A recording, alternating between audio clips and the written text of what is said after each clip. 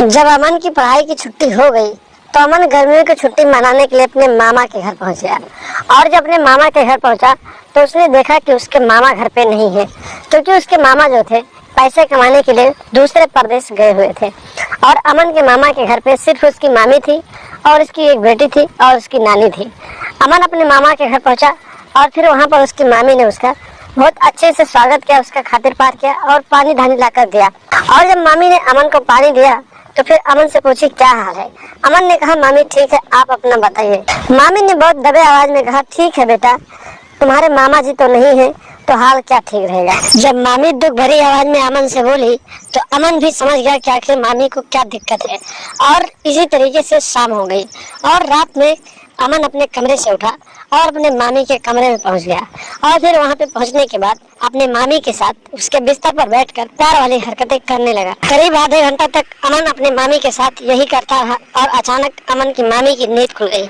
मामी ने कहा कि बेटा तुम क्या कर रहे हो।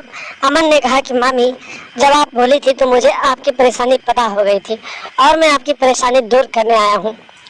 और फिर जब मामी ने इतनी बात सुनी तो अमन से बोलने लगी कि आखिर तुमने कौन सी परेशानी मेरी जान ली है।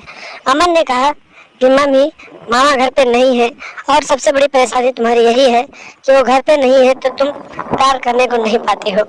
मामी जब इतनी बात अमन की सुनती है तो मन ही मन खुश हो जाती है और कहती है कि तुम्हें ये सब कैसे पता हुआ। और फिर भांजा कहता है कि मामी मैं देखने में भले छोटा हूँ लेकिन मैं भी बड़ा हो चुका हूँ, मैं भी समझ सकता हूँ कि आखिर क्या दिक्कत है। और इतनी बात जब मामी और भांजे के बीच होती है तो मामी जो होती है अमन को अपने गले लगा देती है और फिर दोनों एक दूसरे में समा जाते हैं। और फिर दोनों जब एक दूसरे के आगोश में होते हैं तो फिर प्यार वाली बातें होने लगती हैं और करीब आधे घंटे तक प्यार वाली बातें होती हैं और फिर प्यार वाली बातें खत्म हो जाती हैं। और बातों को खत्म करने के बाद ये दोनों प्यार वाली पोजीशन में हो जाते हैं और फिर दोनों एक दूसरे के साथ प्यार करने लगते हैं। और इसी तरीके से समय बीतते जाते हैं और अमन अपने मामा के घर पे लगभग 1 महीना रह जाता है। और 1 महीने के बीच में जब सब लोग रात को सो जाते हैं तो फिर मामी अपने भांजे को अपने कमरे में बुलाती है और फिर उसके साथ रोज प्यार वाली बातें करती है और फिर दोनों प्यार करते हैं। तो दोस्तों सावधान रहें, सतर्क रहें, क्योंकि आजकल रिश्ते की मर्यादाओं को लोग नहीं समझते हैं। जिस तरीके से अमन ने अपने मामी के साथ प्यार वाली हरकत की, शायद आपके साथ भी ऐसा हो सकता है। तो आप लोग सावधान रहें, सतर्क रहें और ऐसे लोगों से दूरी बनाकर रखें जो रिश्तों की मर्यादाओं को तोड़ते हैं और रिश्तों को शर्मसार कर रहे हैं।